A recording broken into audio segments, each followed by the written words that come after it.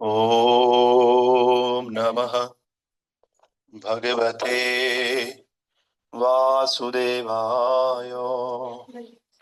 ॐ नमः भगवते वासुदेवाय। ॐ नमो भगवते चैतन्यचन्द्राय। ॐ नमः भगवते चैतन्यचन्द्राय। ॐ नमः भगवते वासुदेवाय। नारायणं नमस्कृत्यं नरं चैव नरोत्तमं देवीं सरस्वतीं व्यासं ततो जयमुदीरयेत्। नष्टप्रायेषु अभद्रेषु नित्यं भागवत सेवयां भगवते उत्तमश्लोके भक्तिर्भवति नैष्टकी। कृष्णाय वासुदेवाय देवकी नंदनाय च नन्दगोपकुमाराय श्रीगोविन्दाय नमो नमः। मूकं करोति वाचालं पङ्गुं लङ्घयते गिरिं यत्कृपां तम् अहं वन्दे श्रीगुरो दीनतारिणं। श्रीपरमानन्दमाधवं श्रीकृष्णचैतन्य ईश्वरं गौरचन्द्राय राधिकाय तदालये कृष्णाय कृष्णभक्ताय तद्भक्ताय नमो नमः। नमः ॐ विष्णुपादाय कृष्णपृष्ठाय भूतले श्रीमते भक्तिवेदान्त स्वामिने इति नामिने। नमस्ते सरस्वते देवे गौरवाणी प्रचारिणे निर्विशेष शून्यवादी पाश्चात्य देशतारिणे। जयतां सुरतो पंगो मम मंदमतेर्गतिं मत सर्वस्व पदाम्भोजो राधा मदन मोहनो श्रीमदरासरसारम्भे वंशी वटतट स्थिता करसन वेणुस्वनैर्गोपी गोपीनाथ श्रीस्निनम् आजानुलंबित भुजो कनकावदातो संकीर्तने कपितरो कमलायताक्षो विश्वम्भरो द्विजभरो युगधर्मपारो वन्दे जगत्प्रियकरो करुणावतारो।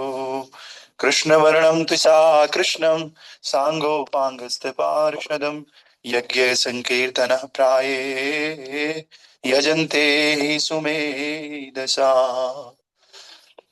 वैराग्य विद्या निज भक्ति योगा शिक्षार्थकम् एक पुरुष पुराण श्री कृष्ण चैतन्य शरीरधारी कृपाम्बुधिं त्वां शरणं प्रपन्नं कृपाम्बुधिं त्वां शरणं प्रपन्नं। जय श्री कृष्ण चैतन्य प्रभु नित्यानंद श्री अद्वैत गदाधर शिवासादि गौर भक्त वृंदा। हरे कृष्णा कृष्णा कृष्णा हरे हरे हरे राम राम राम हरे हरे। हरे कृष्णा कृष्णा कृष्णा हरे हरे हरे राम राम राम हरे हरे। नमो महावदन्याय कृष्ण प्रेम प्रदायते कृष्णाय कृष्ण चैतन्य नामने गौरत्विषे नमः।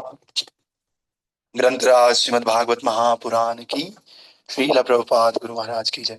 अनंत कोटि वैष्णव वृंद की जय। गौर पूर्णिमा महा महोत्सव की जय। श्री श्री चैतन्य महाप्रभु की, श्री श्री गौरांग महाप्रभु की जय। श्री श्री मायापुर नवदीप धाम की जय। निताय गौर प्रेमानंदे हरि हरि बोल। तो आप सभी भक्तों का स्वागत है गौर पूर्णिमा के शुभ अवसर पर श्रीमद् भागवतम की कक्षा में। और श्रीमद् भागवतम का पहला स्कंद हम लोग पढ़ रहे हैं और इसी का लास्ट वाला अध्याय 19वां अध्याय, इसका नाम है श्री सुखदेव गोस्वामी का प्राकट्य। ये वाला अध्याय हम लोग पढ़ रहे हैं और इसका श्लोक संख्या आई थिंक 12, श्लोक संख्या 12 है। तो इसको पढ़ करके हम लोग चैतन्य महाप्रभु के बारे में फिर थोड़ा सा सुनेंगे तो आइए इस प्रकार से है। सुख सुखोपविष्टे स्वततेषु भूयो कृत प्रणाम स्वचिकीर्षितं यथा विज्ञापयामास विविक्त चेता उपस्थितोऽग्रे अभिगृहीत पाणि सुखोपविष्टे स्वततेषु भूयो कृत प्रणामः स्वचिकीर्षितं यथा विज्ञापयामास विविक्त चेता उपस्थितोऽग्रे विगृहीत पाणि सुखोपविष्टे स्वततेषु भूयो कृत प्रणामः स्वकीर्षितं यत् विज्ञापयामास विविक्त चेता उपस्थितोऽग्रे विगृहीत पाणि। हरे कृष्णा। कोई ऑनलाइन भक्त बोलना चाहता है तो स्वागत है।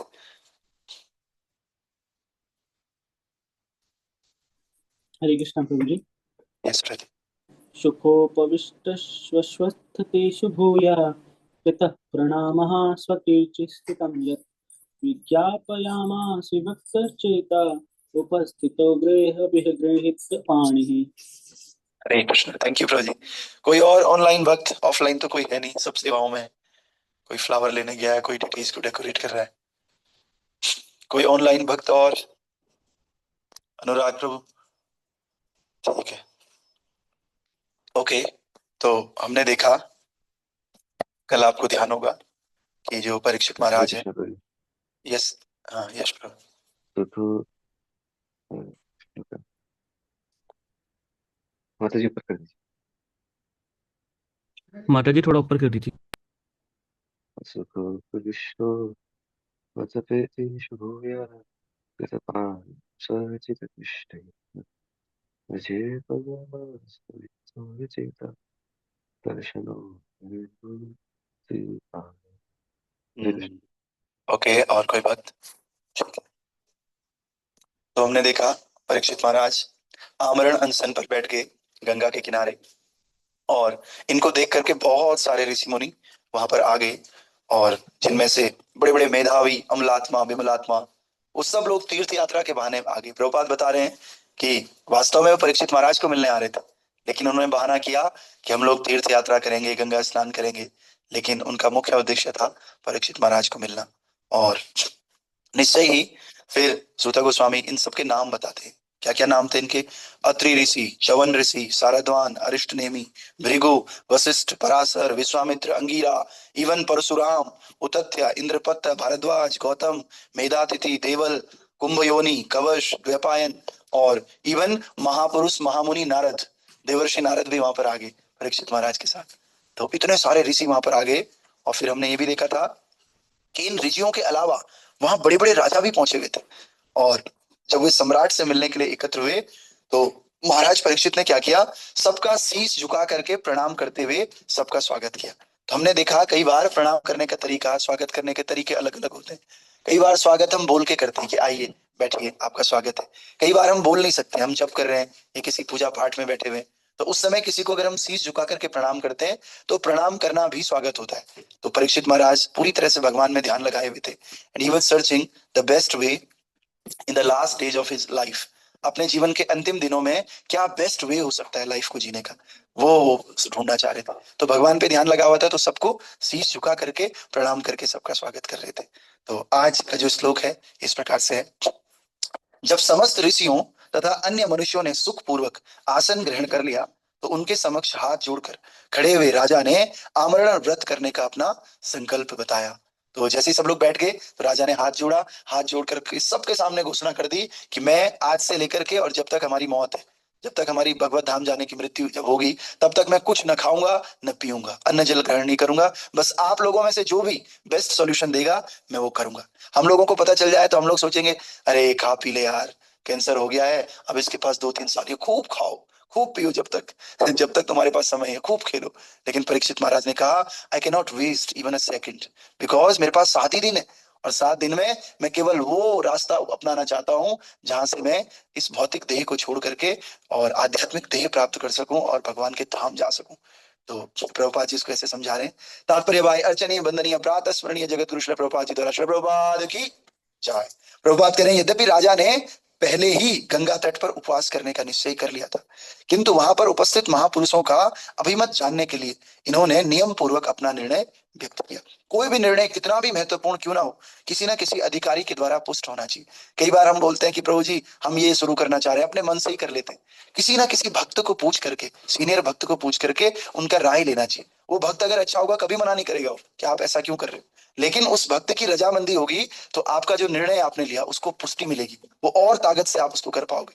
तो इसलिए मैंने पहले भी बताया था, जब हम बेस में रहते थे, मंदिर में रहते थे, तो भक्त लोग आ करके पूछते हैं प्रभु जी मुझे ब्लेस कीजिएगा, आज मैं चैतन्य चरितमृत का पहला पहला बुक पढ़ना शुरू कर रहा हूँ, या भागवतम शुरू कर रहा हूँ, प्रभु जी आज मैं ब्लेस करो। सबके पास जा करके, क्योंकि जितने भक्तों की ब्लेसिंग्स मिलेंगी उतनी उतने डेडिकेशन के साथ, उतने आशीर्वाद के साथ आप उसको करोगे। तो इसलिए परीक्षित महाराज ने तो पहले ही निर्णय कर लिया कि हाँ भाई मैं करूंगा, लेकिन और लोगों का आशीर्वाद लेने के लिए, ताकि उनका पर्पज सफल हो सके, तो उन्होंने सबसे इस बात को बताया और उनसे आशीर्वाद लिया। इससे बात पक्की हो जाती है। जैसे हमारे मन में तो आया, लेकिन किसी वैष्णव से पूछते हैं तो वैष्णव उस पर ठप्पा मार देते हैं भक्त लोग कि हाँ ठीक है, तो हम पक्के हो जाते हैं। तो इस तरह इसका अर्थ ये हुआ कि इन दिनों जो राजा पृथ्वी पर शासन करते थे वे गैर जिम्मेदार तानाशाह नहीं होते थे। वे वैदिक आदेशों के अनुसार संतों तथा मुनियों के प्रामाणिक निर्णयों का पालन करते थे। तो इससे एक बात और प्रूफ होती कि पहले के राजा मनमानी नहीं करते थे। वो जो संतों ने बोला, ब्राह्मणों ने बोला, गुरुजनों ने बोला, उसका आदर करते थे, उसके अनुसार अपना जीवन जीते थे। तो एक पूर्ण राजा के रूप में महाराज परीक्षित ने अपने जीवन के अंतिम दिनों तक आचार्यों की सलाह लेकर नियमों का पालन किया। तो महाराज परीक्षित ने क्या किया, जीवन के अंतिम क्षण तक केवल और केवल संतों और गुरुजनों का और बड़ों की आज्ञा का पालन किया, हमेशा परीक्षित महाराज ने। हम अंतिम दिनों का तो नहीं पता, हम तो नॉर्मल दिनों में भी ऐसा नहीं करते हैं किसी ने बोल दिया तो ऐसे लगता है, आपको नहीं लगता प्रभु जी थोड़ा सा कमांड करने की कोशिश करते हैं, थोड़ा कंट्रोल करने की कोशिश करते हैं? नहीं, मुझे नहीं लगता प्रभु जी, स्वतंत्र होना चाहिए। ये स्वतंत्रता मायावाद है मायावादी कहते हैं कि अरे स्वतंत्र हो जाओ, एक दिन अपने गुरु को भी पीछे छोड़ दो। गुरु तो तब तक है ना जब तक आपने सीखा नहीं, जब आप सीख गए तो गुरु की क्या आवश्यकता है? अरे गुरु भी तो और ज्यादा सीख रहा होगा आप अगर 10वीं में गए तो गुरु कौन सा 10वीं में ही रह गया, गुरु ने तो 12th कर दिया, बीएससी कर दिया, गुरु और आगे बढ़ गए। कह रहे हैं भक्ति में अब तो हमें 3 साल हो गए, 5 साल हो गए। अरे जो आपको लाया उसको भी तो साल और बढ़ रहे हैं। तो कभी भी जो हमको भक्ति में लाते हैं, हमारे गुरुजन है, शिक्षा देते हैं, हम उनसे ऊपर कभी नहीं जा सकते, कभी नहीं, क्योंकि वो भी तो बढ़ रहे हैं ना। तो इसी प्रकार से ये मायावाद सिद्धांत है। तो हम सब लोगों को एक बात ध्यान में रखनी चाहिए कि हमें कोई भी आध्यात्मिक कार्य, पहले तो भौतिक कार्य भी गुरुजनों के आश्रय में करना चाहिए, लेकिन अगर भौतिक कार्य नहीं कर सकते हैं कोई बात नहीं, आध्यात्मिक कार्य कोई भी शुरू करते हैं तो किसी भक्त की नॉलेज में हमें डालना चाहिए। प्रभु जी हमने ये शुरू किया है, आप हमें ब्लेस कीजिए, ये करना, पहले तो ये बताइए कि ये मैंने करना भी चाहिए या नहीं करना चाहिए, और करना चाहिए तो आप बताइए किस प्रकार से करना चाहिए। तो बस अपने मन में बिठा करके, नहीं उन भक्त ने ऐसा बोला था मैं ऐसा करूंगा, प्रभु जी की आज्ञा थी तो मैं ऐसा करूंगा। तो देखना आप, जब आज्ञा में हम लोग भजन करते हैं ना, तो वो भजन भगवान की ओर लेकर जाता है, और अगर बिना आज्ञा के करते हैं, मनमानी होकर के भजन करते हैं, तो वो नरकों की तरफ लेकर जाता है, नरक में लेकर जाता है वो भजन। तो भजन तो वही ठीक है जो आज्ञा में होता है। ठीक है, तो आइए फिर राजा कुछ कह रहे हैं। अब राजा क्या कह रहे हैं, राजो उवाच अहो वयम धन्यतमा नृपाणाम महत्तमानो ग्रहणीय शीला राज्ञां कुलम ब्राह्मण पाद शौचात दूराद विश्रेष्टम बद्ध ग्रह कर्म। भाग्यशाली राजा ने कहा, निसंदेह मैं समस्त राजाओं में अत्यंत धन्य हूं। सोचो हम में से किसी को कैंसर हो जाए और हम बोले कि हम तो अत्यंत धन्य हैं, मुझे कैंसर हो गया, खुशी खुशी राजा कह रहा मैं तो अत्यंत धन्य हूं जो आप जैसे महापुरुषों का अनुग्रह प्राप्त करने के अभ्यस्त हूं। सामान्यतया आप लोग राजाओं को किसी दूर स्थान में फेंका जाने योग्य कूड़ा समझते हैं। तो जनरली पहले के संत नहीं सोचते थे कि ये एमएलए है, ये एमपी है, नहीं नहीं इनके आगे पीछे डोलो डोनेशंस के लिए, ये हमें लैंड देंगे ना। पहले के लोग अर्थ को और बड़े बड़े लीडर्स को कूड़े के समान समझते थे, अरे क्या करना है इनका, भौतिकता में फंसे हुए। एक बार चैतन्य महाप्रभु जब उड़ीसा में थे तो वहां का जो राजा था, वो राजा चैतन्य महाप्रभु से मिलना चाहता था। चैतन्य महाप्रभु ने साफ मना कर दिया, बोला मैं भौतिक लोगों से नहीं मिलना चाहता। सोचो आज के दिन किसी बाबा को मोदी जी मिलने आए तो वो मोदी जी बाद में आएंगे, बाबा जी पहले चले जाएंगे, खुश हो जाएंगे कि मोदी जी मेरे से मिलने आ रहे हैं। लेकिन Chaitanya Mahaprabhu what he was doing, वो मिले ही नहीं। उन्होंने बोला आज नहीं, कल नहीं, परसों नहीं, नरसों नहीं। फिर रामानंद राय थे और स्वरूप दामोदर सेक्रेटरी हुआ करते थे चैतन्य महाप्रभु के, उन्होंने राजा को समझाया, भैया कि महाप्रभु कह रहे हैं हम तो विषयी लोगों से नहीं मिलते, तुम तो राजा महाराजा इंद्रिय तृप्ति में लगे रहते हो। तो फिर राजा भिखारी का वेश रख करके आया, तब विरक्त वेश रख के आया, तब चैतन्य महाप्रभु उनसे मिले। अरे संत लोग कुछ समझते ही नहीं थे राजा महाराजा को, और वास्तव में कुछ भी नहीं है संतों के बिना।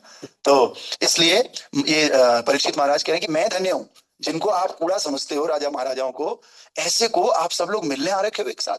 तो मैं तो सच में धन्य हूँ। और उसको भी धन्यवाद करते हैं जिसने श्राप दिया, और उनको भी धन्यवाद करते हैं जिनके गले में मरा हुआ सांप डाला था, समीक ऋषि को। तो समीक ऋषि, उनका बेटा श्रृंगी ऋषि, और श्रृंगी ने क्या किया, इनको श्राप दे दिया। और उसी श्राप के कारण 7 दिन के बाद इनको तत्सत नाग आकर के डसने वाला था। और वो नाग ऐसा था जो उड़ के भी आ सकता था, रेंगता भी था, उड़ता भी था। तो ऐसा पक्षी इनको मारने वाला था। तो तात्पर्य में देखते हैं प्रभुपाद जी क्या बता रहे हैं। तात्पर्य भाई अर्चनीय वंदनीय प्रातः स्मरणीय जगत कुश प्रभुपाद जी द्वारा श्रील प्रभुपाद की जय। तो हमारे प्रभुपाद जी बता रहे हैं धार्मिक नियमों के अनुसार मल मूत्र धोवन इत्यादि को बहुत दूर लेकर डालना चाहिए। जो भी कूड़ा होता है ना, उसको दूर, सीवेज ट्रीटमेंट कहीं दूर होता है। भले ही घर से लगे बाथरूम, मूत्रालय इत्यादि अनेक सुविधाएं हों, लेकिन उन्हें रिहायशी मकानों से दूर बनाए जाने का आदेश है। ये उदाहरण यहाँ पर उन राजाओं पर लागू किया गया जो भगवत धाम के मार्ग पर अग्रसर हो रहे हैं। भगवान चैतन्य महाप्रभु ने कहा कि जो मनुष्य भगवान के धाम जाना चाहते हैं ना, उनके लिए करोड़पतियों के या राजाओं के घनिष्ठ संपर्क में रहना आत्महत्या से भी निकृष्ट है। जो भगवत धाम जाना चाहते हैं, चैतन्य महाप्रभु कहते हैं, उन्हें करोड़पतियों के बीच में नहीं रहना चाहिए, उन्हें तो इस माया से विरक्त रहना चाहिए। और दूसरे शब्दों में अध्यात्मवादी लोग सामान्यतः ऐसे मनुष्यों की संगति नहीं करते। ये आत्महत्या करने के बराबर है, हमें बुरे संग में जाना। जो भगवान की सृष्टि की बाह्य सुंदरता द्वारा अत्यधिक आकृष्ट रहते हैं, आध्यात्मिक अनुभूति में उच्च ज्ञान होने से व्यक्ति आध्यात्मवादी बनता है, और वो ये जानता है कि ये सुंदर भौतिक जगत वास्तविकता अर्थात भगवत धाम का छाया रूप प्रतिबिंब मात्र है। हरि बोल। ये उठाइए। तो अतः वे राजसी ऐश्वर्य या इसी प्रकार की अन्य वस्तु से अधिक मोहित नहीं होते। किंतु महाराज परीक्षित की बात ही कुछ और थी। ऊपरी तौर पर देखने में राजा को एक अनुभवहीन ब्राह्मण बालक जिसका नाम श्रृंगी है, उसके द्वारा मृत्यु का शाप मिला था, किंतु वास्तव में उन्हें भगवान ने अपने पास बुलाया था। देखने में ऐसा लग रहा था एक बालक है, श्रृंगी उसका नाम है, उसने श्राप दे दिया, लेकिन वास्तव में दिस वाज डिवाइन अरेंजमेंट। ये भगवान का अरेंजमेंट था कि किस प्रकार से परीक्षित महाराज को अपने पास बुलाया जाए। जैसे हमारे इस्कॉन में अभी परम पूज्य गोपाल कृष्ण गोस्वामी महाराज के, उससे पहले इजोलिनेस भक्ति चारू स्वामी महाराज के कोविड में, तो ऐसे लगता है उनको कोरोना हो गया, एक कारण हो गया, क्योंकि बिना कारण के भगवान जाने नहीं दे सकते ना, संसार है, संसार का नियम है। तो कारण के रूप में भगवान कुछ ना कुछ देते हैं, पर वास्तव में भगवान उनको अपने पास बुलाते हैं। ऐसे ही इस परीक्षित महाराज जो बहुत बड़े भक्त हैं भगवान के, तो इनको भी अपने पास बुलाने के लिए भगवान ऐसी योजना बनाते हैं कि हाँ भाई, तुम्हें बहुत भूख प्यास लगेगी, भूख प्यास में तुम्हारा दिमाग खराब हो जाएगा, तुम ऋषि के आश्रम में जाओगे, ऋषि ध्यान कर रहे होंगे, तुम्हें बुरा लगेगा कि यार मेरे को पानी भी नहीं पूछा, मेरे को बैठने के लिए भी नहीं कहा, इससे तुम्हें और क्रोध आएगा। तो तुम क्रोध में बदला लेने की भावना से मरा हुआ सांप उनके गले में डालोगे, उनके बेटे को पता चलेगा और वो बेटा आपको श्राप दे देगा। श्राप देगा तो श्राप के कारण तुम्हें जो है भागवतम करवानी पड़ेगी। भागवतम के लिए सुखदेव गोस्वामी आएंगे और इस भागवतम से तुम्हारा उद्धार होगा, और तुम्हारे साथ साथ जितने ऋषि मुनि वहां पर हैं सबका उद्धार होगा, और कलयुग में आगे ये भागवतम सुनाई जाएगी और इससे आप सबका उद्धार होगा। तो कितना डिवाइन अरेंजमेंट है। तो दूसरा अरेंजमेंट कैसा है, मैंने आपको पहले बताया था कि भागवतम सबसे पहले गोवर्धन की तलहटी में हुआ था। उद्धव जी ने कराया था किसको, गोपियों को। तो उस समय परीक्षित महाराज राजा थे, तो परीक्षित महाराज को कहा कि भैया आप भागवतम अटेंड नहीं कर सकते। क्यों? क्योंकि आपने क्या करना है, व्यवस्था देखनी। जो व्यक्ति कई बार व्यवस्था में रहता है ना, जैसे अभी हमारे साथ 2-3 भक्त लोग हैं, वो फ्लावर्स के लिए कुछ सामान लेके जा रखे हैं अभिषेकम के लिए, तो वो भागवत नहीं सुन रहे हैं।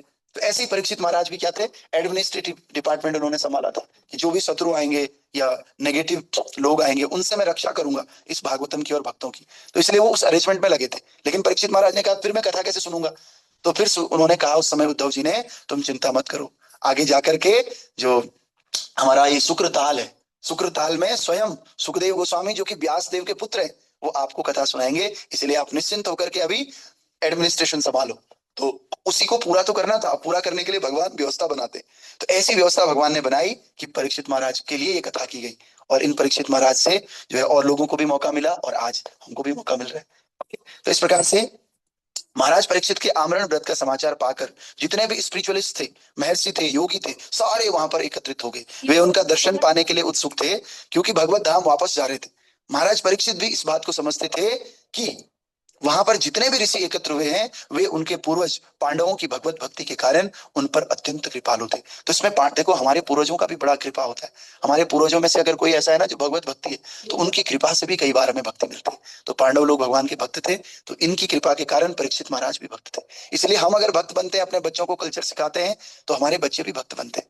हमारा पूरा परिवार भक्त बनता है। इसलिए हमें बहुत अच्छा आचरण करना चाहिए। यद यद आचरति श्रेष्ठ तत् तत् एवेतरः जना। श्रेष्ठ लोग जैसा जैसा आचरण करेंगे बाकी भी वैसा ही करेंगे। और एक परिवार में बच्चे के लिए सबसे श्रेष्ठ व्यक्ति होता है उनके पिताजी, उनके माताजी, उनके दादा, उनके दादी, उनके बड़े भैया।